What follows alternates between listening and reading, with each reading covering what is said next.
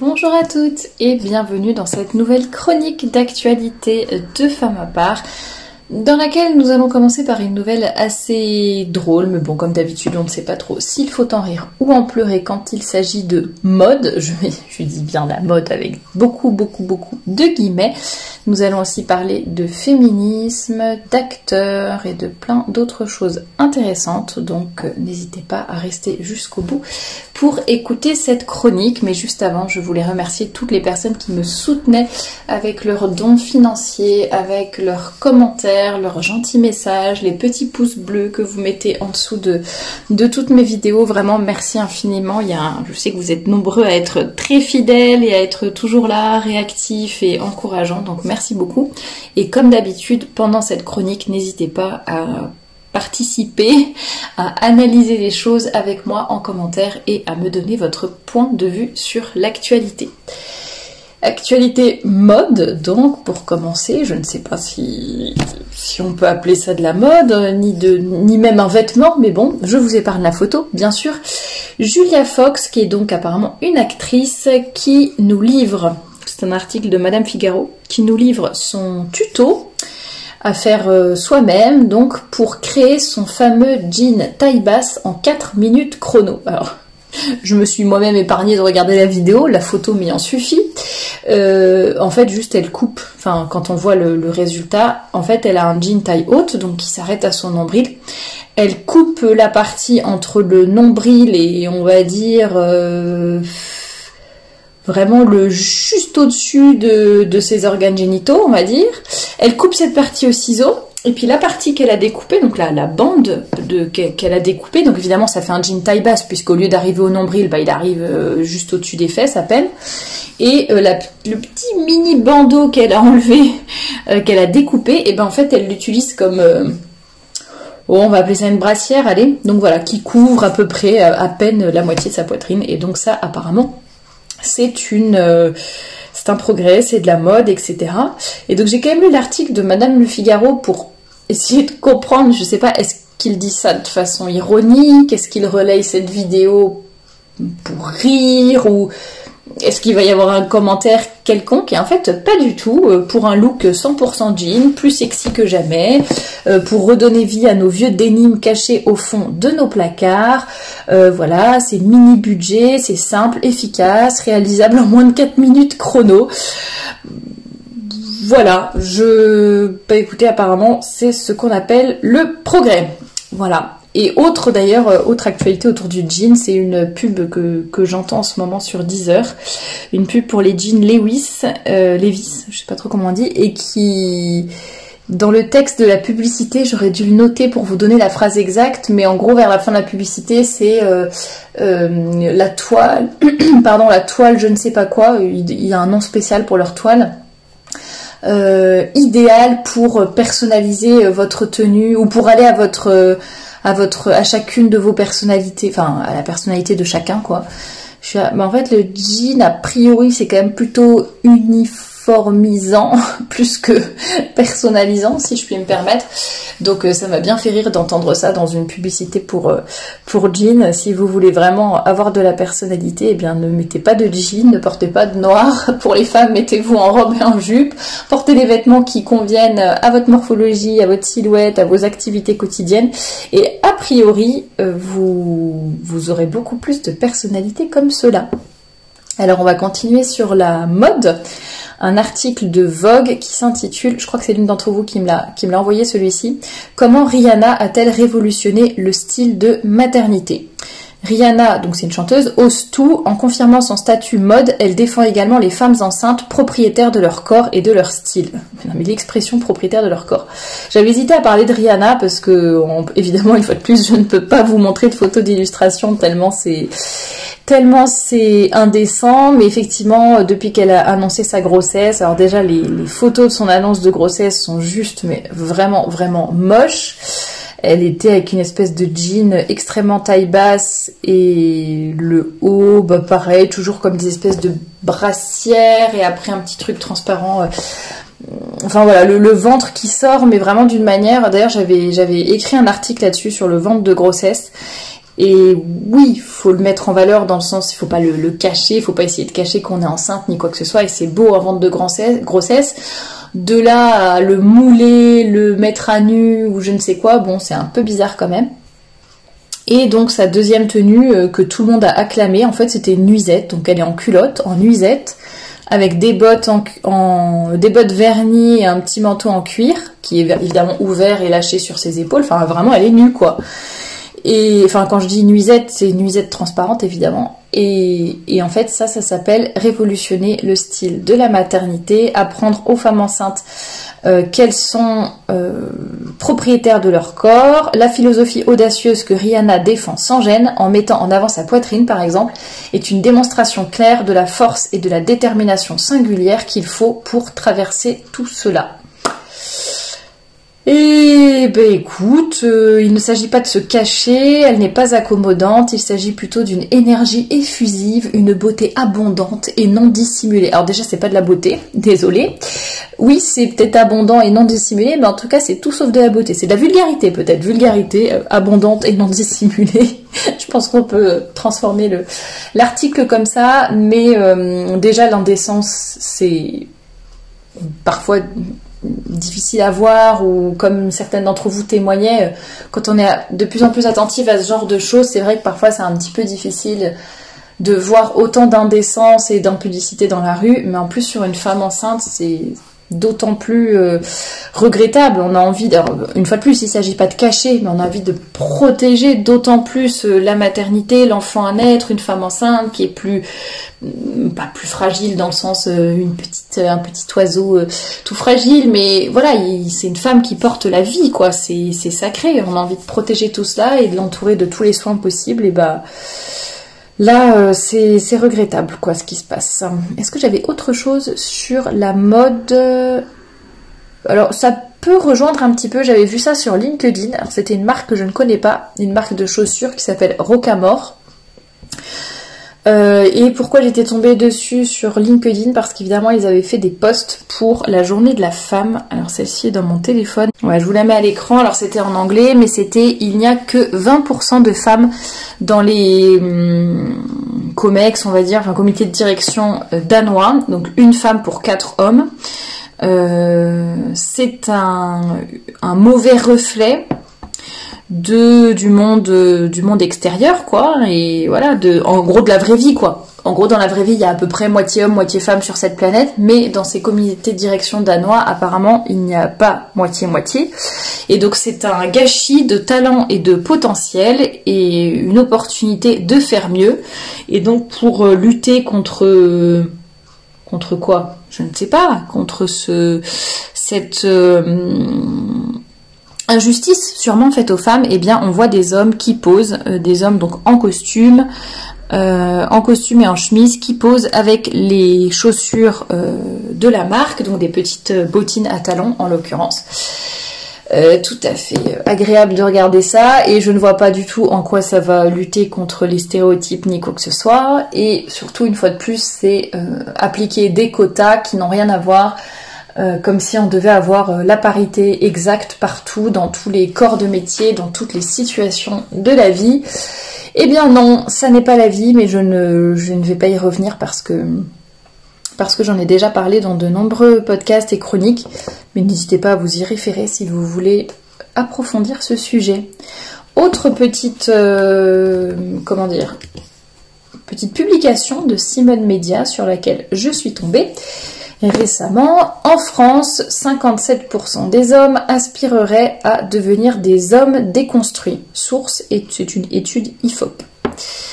Alors voici la définition de déconstruction utilisée lors de ce sondage. Processus de réflexion et de prise de recul vis-à-vis de son schéma d'éducation, permettant de s'affranchir des normes qui régissent les relations entre hommes et femmes sous le prisme de la domination masculine. Ainsi, presque 6 hommes sur 10 en France se disent prêts à rejeter les schémas traditionnellement associés à la domination masculine. Et 70% des femmes interrogées recherchent ce type d'homme. Ça, j'aimerais bien le voir dans la vraie vie. Je pense qu'au contraire, alors peut-être qu'il y a des femmes qui effectivement recherchent ce type d'homme, alors après, à voir combien de temps ça va durer le couple, etc. Mais je pense qu'il y a énormément de femmes, y compris de féministes, qui, je pense au contraire, se voilent la face sur ce genre de choses, veulent soi-disant des hommes déconstruits, mais finalement, dans la vraie vie, quand il s'agit de se mettre en couple ou autre, elles ne sont pas mécontentes d'avoir des vrais hommes bien virils à leur côté pour les protéger et prendre soin d'elles. Donc à voir, dites-moi en commentaire ce que vous en pensez. Est-ce que vous aspirez, pour les hommes qui m'écoutent, aspirez-vous à devenir des hommes déconstruits? Et quand on y pense, c'est grave quand même d'utiliser ce mot. Je comprends pas que les gens ne réagissent pas. Se déconstruire, c'est quand même horrible. Alors, se corriger, essayer de faire mieux, miser tout sur nos talents, sur le positif, et essayer d'éliminer nos défauts, ça évidemment. Mais alors se déconstruire, mais je ne sais pas si vous réalisez la portée d'un tel mot, c'est vraiment très fort, et ça montre bien ce que nous vivons à l'heure actuelle. J'en parle souvent, mais là c'est pas seulement les hommes déconstruire, là c'est qu'on essaye de déconstruire toute la famille et toute la société, et ça c'est vraiment terrible. Et en parlant d'ailleurs de déconstruire la société, j'avais vu ce petit dessin, il faut que je le retrouve maintenant, il doit pas être loin, voilà, que je vous mets à l'écran, ce que les féministes pensent par rapport à pour les féministes, ce qu'est la guerre du genre, quoi, de la théorie du genre. Donc là on voit féminisme contre capitalisme. Mais ce que la théorie du genre est en réalité, en fait c'est le féminisme contre, le féminisme et le capitalisme contre la famille. Et oui, c'est bien triste à dire, mais effectivement, les féministes sont du côté du capitalisme et sont surtout contre la famille, quoi qu'on en dise. Alors par rapport encore à l'inégalité entre hommes et femmes, je vous mettrai en lien l'article complet d'une ministre luxembourgeoise. Alors merci à la personne qui m'a envoyé cet article. Ministre de quoi? Ministre de la Justice et de la Culture, Sam Tanson ou Tanson, je ne sais pas comment ça se prononce. Donc à l'occasion de la Journée internationale des droits de la femme, qui a eu lieu le 8 mars dernier, nous avons eu l'occasion de mettre plusieurs femmes à l'honneur au cours de cette semaine. C'est l'article qui parle des femmes déterminées à défendre leurs droits pour une société plus égalitaire. Ministre de la Justice et de la Culture, Sam s'est confiée sur son ascension politique en tant que femme, ainsi que pour son attachement à la cause féministe. Et en fait, c'est hyper drôle, dans l'article, c'est marrant parce qu'elle dit, moi en gros, j'ai pas trop subi de discrimination, donc je vous mettrai l'article pour que vous puissiez le lire. Moi, en gros, j'ai pas trop subi de discrimination, ou en tout cas, moi, j'ai pas vu dans mon ascension, dans le domaine politique, etc. Je ne l'ai pas trop vécu, mais je sais qu'il y en a qui le vivent, donc voilà. Et en fait, j'ai trouvé ça assez drôle comme aveu, parce que je pense qu'il y a beaucoup de femmes qui sont un peu militantes comme ça, mais presque sans le savoir, d'ailleurs, sans avoir une raison spéciale de l'être, mais comme elle le dit au tout début, en gros, pourquoi vous êtes attachée à la cause féministe? Parce que je suis une femme. Voilà. Et d'ailleurs, j'ai vu une vidéo ce matin encore, c'était des adolescents qui disaient moi je pense que déjà, comme je suis une femme, je dois être féministe. Voilà. On a l'impression qu'on ne peut pas être autre chose que féministe, que si l'on n'est pas féministe, ça veut dire qu'on ne soutient pas les femmes, et si on est une femme, automatiquement, il faut forcément être féministe, sinon c'est vraiment louche. Voilà, je trouve ça un petit peu dommage et triste, mais c'est la vie, là, c'est vraiment... je vous lirai l'article si ça vous intéresse, mais c'est vraiment grave, quoi. Alors, Simone, je vous en ai déjà parlé. L'actrice, enfin aussi artiste d'ailleurs, mais l'actrice Jamie Lee Curtis rentre son ventre depuis qu'elle a 11 ans et elle en a marre. Dans une photo postée sur Instagram, l'actrice a décidé d'abandonner et de relâcher tous les muscles qu'elle avait l'habitude de contracter pour cacher la réalité. Et pour ce faire, alors je ne commenterai pas spécialement, mais Voilà, si on est bien dans sa peau et bien dans ses vêtements, en fait, on n'a pas besoin de rentrer son ventre. Si vraiment on a du ventre en trop, et ben voilà, on essaye de faire du sport ou de faire attention à son alimentation. Et puis si on a eu plusieurs enfants et que quoi qu'on fasse au niveau de notre alimentation et du sport, on a un petit ventre, et ben c'est pas grave, c'est comme ça. Et on s'habille en conséquence et en mettant des vêtements adaptés et qui vont nous permettre de pas penser à notre ventre tout le temps. Alors, c'est normal que si vous êtes concerné, que vous puissiez avoir des petits complexes, je le conçois totalement, mais je pense qu'en s'habillant d'une façon justement adaptée et qui peut tout à fait mettre votre silhouette en valeur, vous vous sentirez bien, vous vous sentirez mieux et vous accepterez ces petits ventres sans avoir besoin de, je sais pas quel âge elle a maintenant, mais il me semble qu'elle a un certain âge, de se dire je poste une photo vraiment moche, c'est vraiment pas beau de faire des photos comme ça, je vous la montrerai ou je vous mettrai le lien, mais voilà, c'est un peu dommage d'aller dans l'extrême inverse. Alors là je pense qu'aussi elle est un peu, pas déguisée, mais habillée pour un film aussi, donc c'est peut-être ce qui explique qu'elle a quand même une démarche, une allure un petit peu bizarre. Et justement, plutôt que de dire la solution, enfin ça j'en ai parlé à plusieurs reprises aussi, mais plutôt que de parler tout le temps de il faut que j'expose mes complexes et mon corps et c'est ça qui va me guérir de mes complexes, non, il faut s'habiller en fonction pour se mettre en valeur. Et là par exemple au tout début de l'article, elle dit je rentre mon ventre depuis que j'ai 11 ans, là où on commence à prendre conscience des garçons et de son corps et que les jeans sont super serrés. Oui, forcément, si tu portes des jeans serrés, ma pauvre, alors non seulement tu vas être très mal à l'aise, enfin très inconfortable, mais en plus ton ventre va ressortir et ça va faire ressortir tes complexes ou alors t'empêcher de respirer. Et d'ailleurs, elle admet l'âge où on commence à prendre conscience des garçons. Voilà, toutes celles qui disent tout le temps que non, on s'habille pas pour les hommes. Eh bien si, plus ou moins consciemment et à des degrés différents, mais on s'habille aussi pour les autres, on ne s'habille pas que pour soi. Voilà pour cet article, vous le lirez entièrement si ça vous intéresse. Autre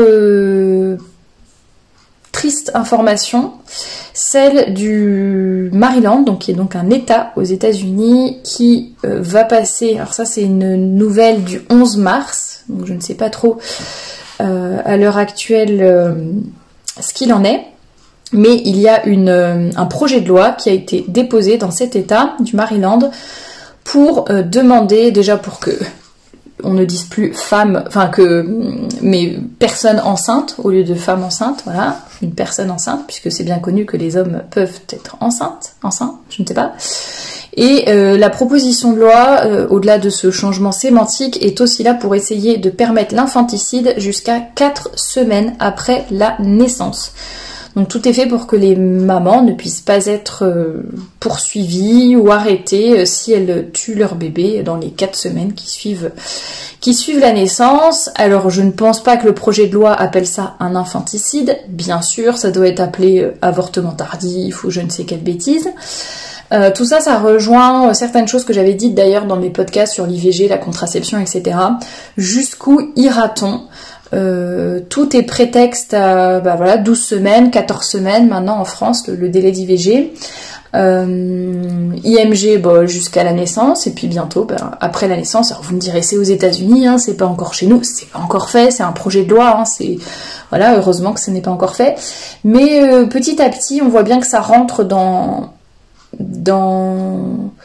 les possibilités, j'allais dire. Je pense qu'il y a peut-être quelques dizaines d'années, rien que le fait d'évoquer ça, enfin même chez les gens pas catholiques ou ayant peu de valeur, je pense que ça serait pas passé. Mais en fait là, on est tellement habitué à entendre plein de choses sur le droit à disposer de mon corps, je suis propriétaire de mon corps, c'est moi qui décide, je fais ce que je veux, l'embryon n'est pas un enfant, et puis l'enfant n'est pas un enfant, puisque l'embryon avant 12 ou 14 semaines n'est pas un enfant, après ça en est un. L'enfant n'est pas un enfant tant qu'il n'y a pas de projet parental, donc tant que les parents ne sont pas complètement sûrs et n'ont pas complètement envie d'avoir un enfant. Alors c'est pas encore un enfant, c'est juste un embryon, un corps, je ne sais quoi. Bref, ça arrive, donc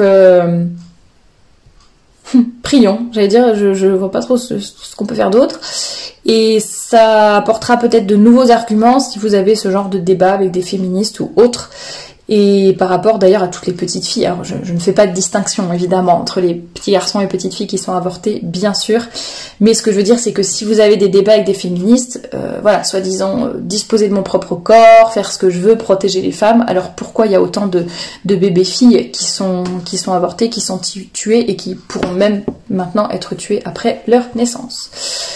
On verra si ce podcast est censuré ou pas, mais il fallait quand même que je vous en parle. Dernière petite nouvelle, qui d'ailleurs est bien triste, mais c'est ainsi. Merci à celle qui me l'a envoyée, qui se reconnaîtra. 42% des parents qui retournent au travail vont manquer, non, c'est pas français ce que je vais dire. Leur chien va leur manquer plus que leurs enfants. Pour 42% des parents qui reprennent le travail. Alors je trouve ça drôle parce qu'apparemment c'est une nouvelle, une petite, alors je sais pas d'où elle est sortie c'est sur le compte Lad Bible qui compte quand même 12 millions de personnes, enfin d'abonnés sur Instagram. C'est un compte dédié aux chiens et aux chiens d'ailleurs, peut-être aux animaux de façon générale. Aux animaux de façon générale, je pense. Bref, et d'après une enquête, donc voilà, apparemment 42% des parents vont plus regretter de laisser leur chien à la maison que de laisser leurs enfants à la maison. Et ce qui est, bon, drôle, à voir si c'est vraiment drôle ou pas, mais après moi quand je parle des mères au foyer, des mères qui retournent travailler, etc., du fait que jamais j'ai rencontré une femme qui m'a dit pas de problème, je retourne au boulot sans que ça me fasse rien. Si, il y en a eu une en commentaire d'ailleurs qui était très vindicative, mais à part cette personne-là, jamais auparavant je n'avais entendu une femme me dire je m'en fiche, je retourne au travail et ça ne me fait rien de laisser mon enfant. Je parle en tout cas pour les premiers jours où elles les laissent. Après, ça va pas être toute leur vie qu'elles vont dire ça tous les matins, mais en tout cas au début. Et donc on veut me faire croire ou nous faire croire que ça n'existe pas et qu'on s'en fiche et qu'il n'y a pas d'attachement spécial et que peu importe. Par contre là quand il y a des enquêtes pour dire que, enfin des enquêtes, oui, des petites comment on appelle ça, des sondages, pardon, pas une enquête, un sondage. Quand il y a des sondages qui nous disent que 42% vont regretter de laisser leur chien plus que de laisser leurs enfants, et ben écoutez, ça laisse quand même un petit peu dubitatif. En même temps, ça nous montre dans quel état d'esprit est la société. J'allais dire aussi que les animaux, de façon générale, c'est triste à dire, mais les animaux ont presque plus de droits en fait que les êtres humains, les petits embryons. Ça on le voit souvent, toute la protection qui est faite autour des animaux, de ceci, de cela. Attention, il y a eu tels chiots ou chatons maltraités à tel endroit, ou noyés, ou je ne sais quoi, ou tués, tout petit machin chose. Ça fait de gros scandales et des gros titres dans certains journaux ou sur les réseaux sociaux, du moins ça fait le buzz comme on dit.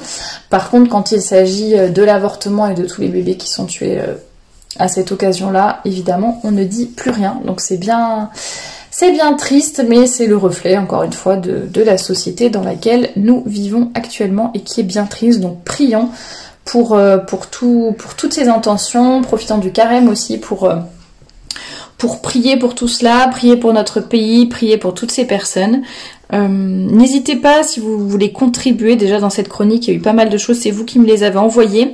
N'hésitez pas, si vous voulez contribuer, m'envoyer vos petites idées sur les réseaux sociaux ou par mail. Je ne vois pas forcément tout passer, donc n'hésitez pas à me faire parvenir vos idées, surtout commentez juste en dessous de cette vidéo, donnez-moi vos avis, n'hésitez pas à me dire ce que vous avez pensé de tel ou tel sujet et à m'apporter vos lumières, parce qu'il y a peut-être des choses à côté desquelles je passe lors de mes analyses. Et je vous dis à très bientôt pour un nouveau podcast.